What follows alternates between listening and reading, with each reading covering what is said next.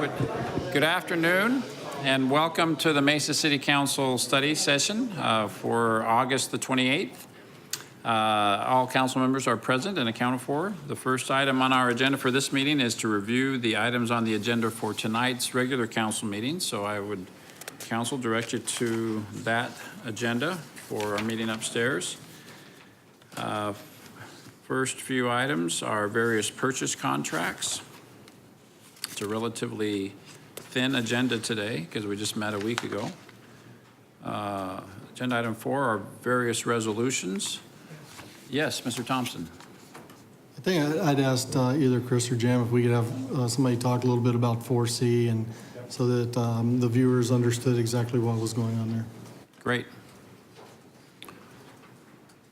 Welcome. Good afternoon, Mayor and council members and Councilmember Thompson. I'm happy to share with you a quick overview of the change in our policy.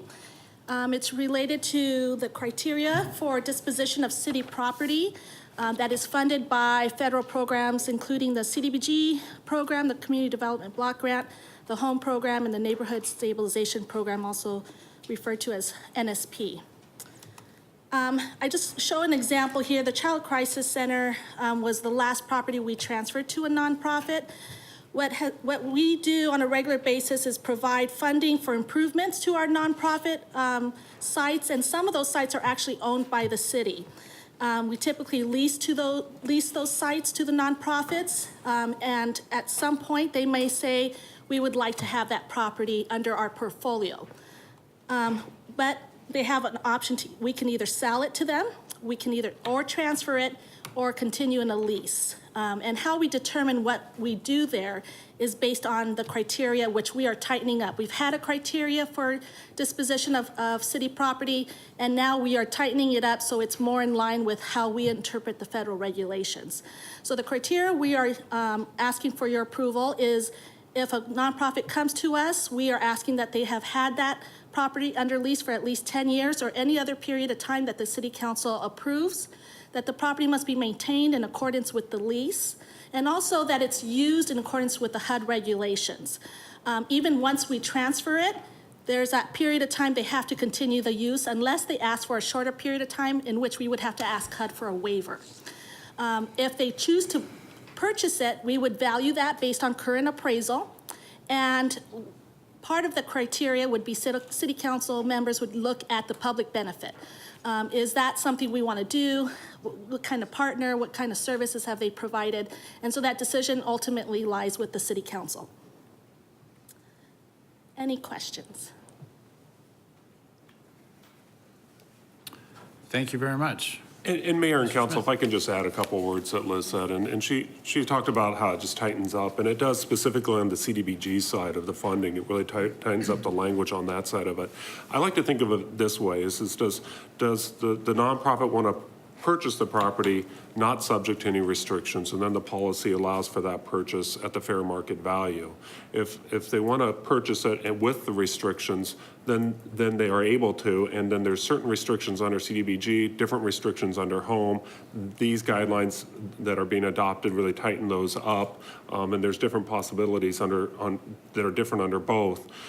Basically, under CDBG, the restrictions are effectively permanent, and under home, it's 15 or more years, and that's how it's set up, so that the nonprofits, when they come in, they can manage their expectations with this. But also, these are really just the minimums. This is the floor. They're going to come back to council for your specific approval on every particular case. So it's also a case-by-case basis on that side of it too. So the agenda item is not, it doesn't have to do with the specific transfer of a piece of property or the sale. This is just updating the criteria for when that happens, how we go about reviewing the appropriateness of that. Is that right? That is correct. Okay. Does that answer your questions, Mr. Thompson? Perfect. Thank you, Liz. Thank you. Thank you. Continuing the review of tonight's council meeting agenda, agenda item 5 are various zoning ordinances. And that takes us through the agenda. Like I say, it's fairly short. There currently are no items off of the consent agenda. Is that okay with everyone to remain that way? Okay, thank you. The next item then on our agenda for this study session is to hear reports on meetings and conferences attended. Council members, anything you'd like to share with us? I know it was just a week ago we met. Yes, Mr. Luna. Yeah, I'm looking for, I just typed them. I'm sorry. Huh? Yeah, I mean, right there. Thank you, Mayor. Yes. Had the opportunity to attend the Arizona League of Cities. And we led a discussion with the Arizona meeting during the conference. Arizona includes the mega region of Arizona and Mexico. Mayors from Sonora and Arizona were present. Topics included economic development, trade and commerce, and NAFTA, and the importance of the agreement on the border. So it was a great meeting. We had a good turnout. Great. Thank you.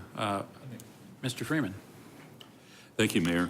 In my first conference doing this, it was very informative. In fact, I attended a breakout session on autonomous vehicles and how their impact in our communities will be forthcoming. In fact, our very own former Matt Clark gave one of the was one of the presenters, and you know, he was a wealth of information, being from the governor's office, so I appreciate his comments. But I think in the future, we ought to look at autonomous vehicles and how they're going to impact our city, and we should be prepared for that because they say it's coming faster than what we may be prepared for. So something to consider. Absolutely. Mr. Thompson. In addition to the league, I was also invited back this past Wednesday for a meeting at ASU Poly with Senator McCain. He was hosting a discussion on cyber warfare and cyber attacks and how that impacts academia, how it impacts cities, how it impacts the governments, how it impacts the business community as well. So it was, it had a lot of our congressional delegation was in attendance, as was military personnel. And then, you know, people from GoDaddy and, I mean, you name it, they were there talking about, and McAfee. They're talking about cyber attacks and what it means for industry. It's very informative. Well, hearing your reports reminded me that I presented at the Arizona League meeting as well.